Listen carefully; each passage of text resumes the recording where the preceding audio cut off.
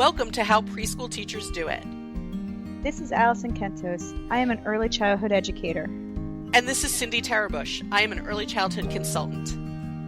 This podcast is for parents and early childhood professionals. Let our experience and research-based knowledge become your guide. Preschool peeps, welcome back. Hey peeps.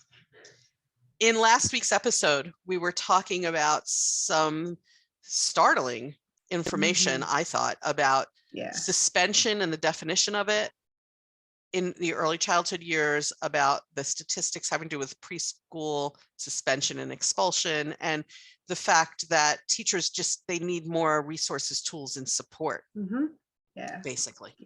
And so we're going to pivot a little bit in this episode. We'll call it a pivot. That episode of Friends. Pivot. Pivot. You can't say pivot without thinking of that episode. I love that episode. If you've never seen it, folks, go to YouTube, look it up. It's like the last episode that we talked about. I had Seinfeld in my head. Did you? But I didn't want, because some people don't watch, because never mind. It would have been a great last episode, but I didn't mention it. So here's what we're going to pivot to. Yes, we fully understand you all need more support and tools in your box. Also, sometimes when we're looking for trouble, we find it. Yeah.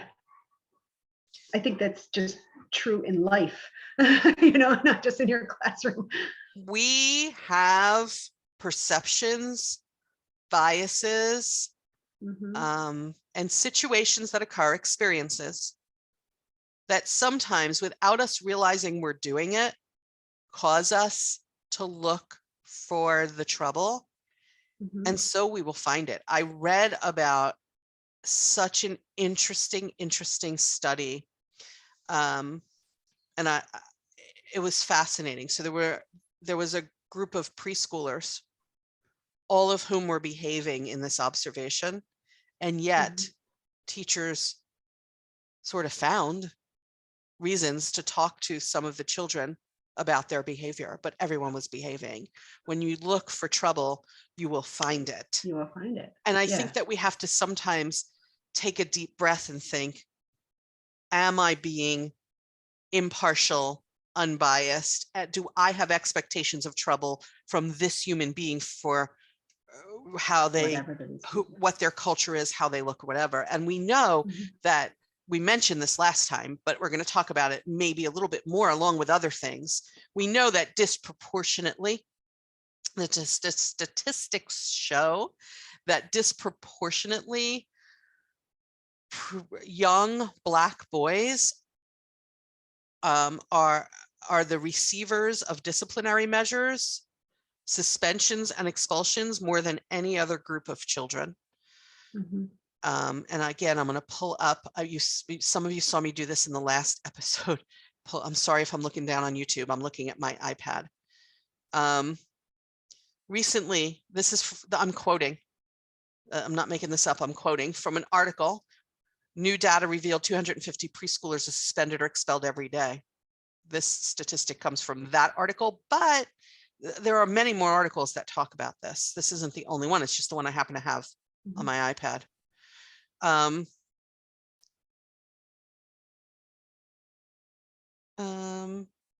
Teachers are more likely to recommend preschool, and this is study-based, no one's making that up. Teachers are more likely to recommend preschool suspension or expulsion when the child is Black, a boy, or is physically bigger than their peers. So it could be Black, a boy, or any child physically bigger than their peers. Physically bigger than their peers. Yes. Which is just, that's not, okay. Recently, the Yale Child Study Center, and this is from 2017, identified implicit racial bias among early educators as a likely source of the disproportionate punishment received by Black boys. Implicit biases can be understood as automatic and unconscious stereotypes that influence judgments and decisions regarding others. I mean, really. This is an interesting study too. Again, I'm going to read from this. On average, educators watched Black boys in a video. There was a video. Let me go back to what that was.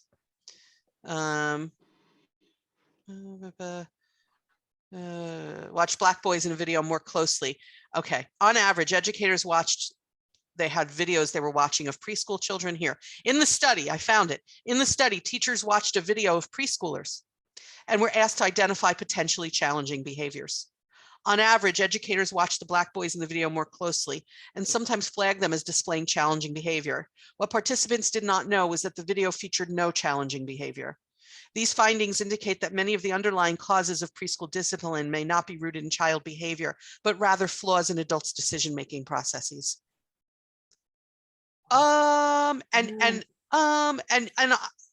It's disproportionately, unfortunately, a racial issue that we really do need to address and bring. I think that this is something that should be more widely talked about. It is talked about, and people, I think generally speaking, most people are aware of it, but I don't think it's talked about enough because it's still happening. Not enough work has been done on that.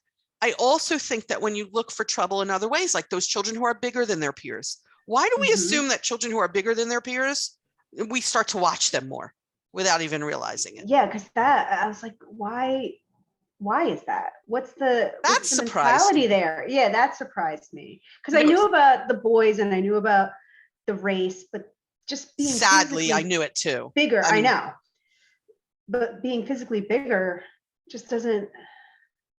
I don't know. It makes me wonder, let's say when I was a child, when I was a student, there was a certain type of student who I didn't much get along with. They're not my type.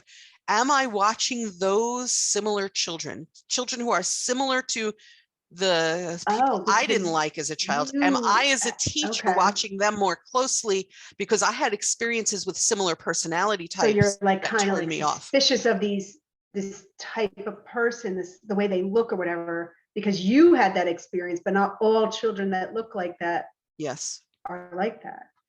And I am disheartened by the notion that I am automatically programmed to watch boys more closely, black boys even closer. Yeah. This should not be. And if we are programmed that way, it's not even if, we are, the studies show it, then so much work needs to be done around this. Because how many children are we imposing consequences on, suspending, that same sort of in-school suspension that we talked about on our last episode, the definition of which still blows my mind, and y'all can go back and listen to that if you didn't listen to it. You should. How many children am I watching more intently for just one tiny misstep because of my personal implicit, unaware, didn't know I had them biases? When you look for trouble, you find it. It's the same reason why I don't like, when doctors say things like, let's just do an ultrasound. And I'm like, oh, they're looking for trouble. They're looking for it. They're going to find something wrong with me, right? I'm blissfully unaware of this problem and I feel healthy, but now all of a sudden they're going to tell me something and I'm going to feel sick. Yeah, it's kind of like that. It's like when they hook you up at my age to the EKG machine during a well visit and you're thinking, great, heart, please don't skip a beat now. They're looking for trouble. They're looking for it. Yeah. They take blood work. We think, they're looking for trouble. We do the same thing in our classrooms without even realizing it or knowing it. We're looking for trouble, and so we find it. Yeah. And Allison pointed out when we were not recording, Allison pointed out a really valid point. Do you remember what it was? The one where, because I think this is happening way more than people realize, because you'll hear this all the time. The new class is coming up. And in June, in New Jersey, it's June. Some schools, I guess it's May, you'll hear like, oh, watch out for that kid. You're going to have such a great year with that kid. Or sometimes it's not the kid. It's watch out for that mom. Watch out for that dad. They're doozies kind of thing. Like, and now automatically you're like, oh man, and then now that child shows up in September, or that parent shows up for back to school night or whatever it might be. And you're like, already in your head, you're like, I better watch that child. I better watch what I say around these parents instead of just accepting them. So like, I feel like you already were told what to expect from this child. So now I'm going to be looking for it. I might be even just to be like, I wonder why this teacher didn't like this particular parent. You know what I mean? And then now you're going to be like nitpicking their behavior. And just because you didn't get along with a certain parent doesn't mean they won't be my cup of tea. Doesn't mean I can't get along with them. People get along differently with different people, but we're prejudicing people. We're prejudicing people against them. I really dislike that conversation where people will say, let me tell you about the children before you get them next year. It's actually a question in a college class I teach.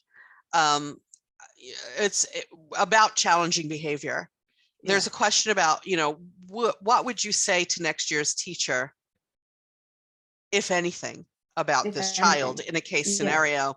And they're given the if anything, what would you say, if anything, about this child to next year's teacher? And everybody writes, I would warn the teacher what happened, and I would show them the documentation. And I'm always questioning that. I always go back to students and say, as a parent, I wouldn't appreciate that. First of all, my child's behavior should be somewhat confidential. Also, you're predisposing people to not liking my child when maybe they would have gotten along with my child. We are predisposed in so many societal ways. Even that child who's bigger than the other children. What on earth? I know. We are so predisposed. And that leads to the sorts of issues we talked about in part in the last episode. We are standing in our own way of progress sometimes. I think professional development sessions sometimes need to be devoted to helping people to examine their biases, not more strategies. I can give you strategies from now till doomsday about helping children with challenging behavior, teaching them problem solving. I've got materials, I've got strategies, and I do teach this during professional development. But I also think professional development time has to be spent looking at your own internal biases. Looking at yourself. Look at yourself. What experiences have you had in the past? What has society unfortunately taught you to look for? How is all this impacting my observations of young children and their behavior? Also, by the way, not every culture is going to agree with you. No. You know that. Not every culture is going to have the same priorities or perspective on behavior. There is no one right or wrong. So how do my biases against cultures other than mine impact who I watch and how much? And for goodness sake, can we stop this racial divide? Can't we just appreciate the differences in our races and what we all bring to a classroom? And oh my goodness, there have been periods in history in the country in which we live, where I thought we're making progress. And then I read stuff like this, and this is a class, this information comes from a class I took now. So, I look at stuff like this and think we're barely making progress. We are barely making progress. As a society, it's so terrible. It really is. Doesn't every benchmark of morality, including religion, tell us to treat others well in some way, whatever your quote is, whatever source you use for your basis for morality, whether it's a philosophy, a way of living that's a philosophy or a religion or anything. Doesn't everything, our ethical codes, doesn't everything tell us to treat other people well? Why is this so hard? Why is this so hard? Because of generational nonsense.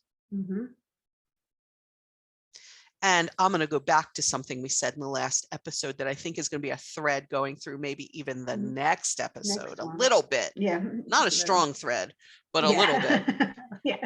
We all need, all of us, mental health support, because when you work with a mental health professional, honestly, and you tell them your honest perceptions of things, they will give you another perception to think about. Yeah. And And the as stigma of that Mhm. going to see a mental health professional needs to go away too. Oh, I mean, really, Like, especially after the past couple of years, my goodness, yes. who doesn't need Who support? doesn't need, in my opinion, everyone should be going to see a mental health professional. There's nothing wrong. Like, Yes. everybody has stuff they can work on. Everyone has stuff they can talk to about with somebody who is not in the situation to get that different perspective. It benefits everyone. It If should you've be, never done in it, my folks, opinion, free for everyone. it should be free. It should be Free free. for everyone. And I mean, all the way down to like those preschool, kindergarten kids Yes. everywhere. That it should be for everyone. It should be a staple in our society. Mm-hmm. If you've never done it, folks, if you're thinking, I don't know, I've never had that experience. I've never gone for mental health checkup man, or work. Out. You are. You are. Highly recommend. Highly recommend. 5 stars. Yeah. You know, people think that if you've ever talked to a mental health professional, that you are now labeled and doomed forever. It's not that way, folks. You get to just talk your nonsense out. You get to go, you bring your baggage in with you, your mental baggage from like your growing up in your childhood. You bring it and you dump it on the floor and they help you resort it. Yes, it's amazing. Yes. Like it changes your whole mindset on a lot of different things. I have yet to meet somebody who has done that, who has been brave enough to go and say, I'm going to see what a therapist says, and who has come out of there with less knowledge or something. They always come out with better insight, I think. Yeah. And if you don't want to do that, then I think that you need to find a way to really consider the thought reel in your head, because that thought reel, that has you watching some children and adults more than others. Yes. And that's not okay. There has to be some kind of equity in our observations of children, our interactions with families. Yeah. When you're looking for trouble, you get trouble. You're going to find it. Yeah. When you're looking for goodness, you get goodness. Yes. It's all about your viewpoint, everybody. Yeah. And one of the things when I was in this class, one of the things that I found impactful that we were learning about was the fact that early childhood settings should have an obligation to help educators develop a positive mindset around behavior, which includes not only how do I do positive interactions with children, but a personal belief that you are capable of working with children who exhibit all behaviors, that you are capable. You know how many people are, they just like, I've tried everything. I can't do it. I can't do it. We need to have environments that help people to feel capable. And in those environments, people are supported in that way. And so what we do is we bring teams together to talk about behavior, and everybody strategizes together and supports each other and helps each other and lifts each other up. Yes. As a team. Right. As a team, because I feel like sometimes you feel so alone. You're like, oh, I can't do this. But if you have that strong team, then somebody else will help you. Like somebody else will step in for you on that day that you can't do it. And then you realize I can do this for the whole school year because I have that support, you know. But if you don't, then you're just. Wouldn't it be nice if teacher meetings, like staff meetings, I don't know how often, a couple times a month, we're just bring in your problem. And we're going to all discuss it. Like brainstorming sessions. Yeah. Like, yes, hey, that's the word I'm looking for. This situation going on in my classroom. Who has an idea for me to work on that? That would be so awesome. Instead of the staff meetings that we are having, which could have been a memo. Thanks. You're welcome. That staff meeting could have been an email. Yeah. What's an effective staff meeting, I think, in the year 2022, especially when we're short-staffed and we're stressed and all this stuff's going on, is to let people sit down and just say, but you have to have norms for it. You know, you have to have, here's how we're going to frame things. Here's the method for discussion. We're going to respect each other. You have to have norms for how the discussion goes. You don't want it to turn into like this gossip fest kind of thing and this negative. Right. And you have to have a way to progress through a problem. Right. So you need norms. You need this is the system for discussing the problem. And you need norms that that kind of get you to that brainstorming and suggestion. Yes. But you also need norms for if you disagree, because when we're talking about how do we do something like handle children's behavior, adults could disagree. So we need norms for how do we handle conflict when we disagree. Lots of these structures for these meetings need to be put in place before you sit people down and say, let's brainstorm. But once we understand what the system looks like for as a team considering our challenges together, then we could invite people, bring out your challenges. Yep.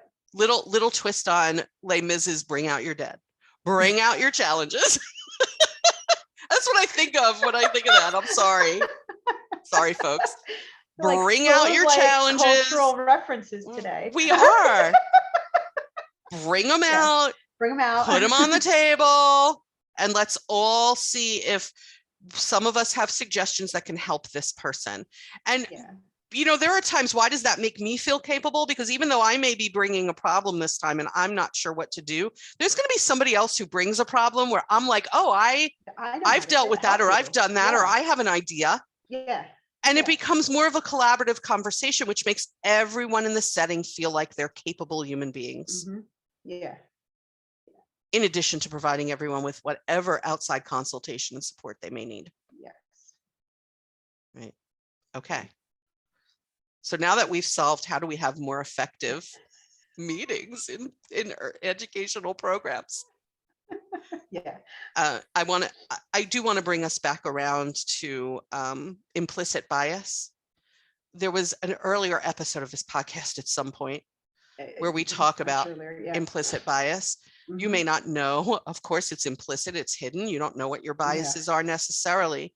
You can go to a website. It is linked in our listener resources. It's called Project Implicit from Harvard University, where they have brief little visual quizzes with pictures to help you figure out what your biases are. I highly encourage, again, highly recommend, highly encourage. Highly encourage you to go there and find out. And they do have these little online quizzes having to do with race, size, and weight, age, those sorts of things that we so often have bias about, that are impacting how we're looking at young children and that cause these terrible statistics, particularly about young Black boys. Who, oh my God, it freaks me out. You start doing that in the preschool years, what chance is there? Right. We are up a creek if we start doing that in the preschool years. And even more importantly, those children. The children are entering just a major struggle because of us, and we can't have that. Yeah. Okay, preschool peeps, you all go ponder that and go figure out your implicit biases, please. Yes, please do. And stop looking for trouble. Catch you next time on the podcast, where that tiny little thread might weave through. Might weave its way through. Bye, Pete. Bye.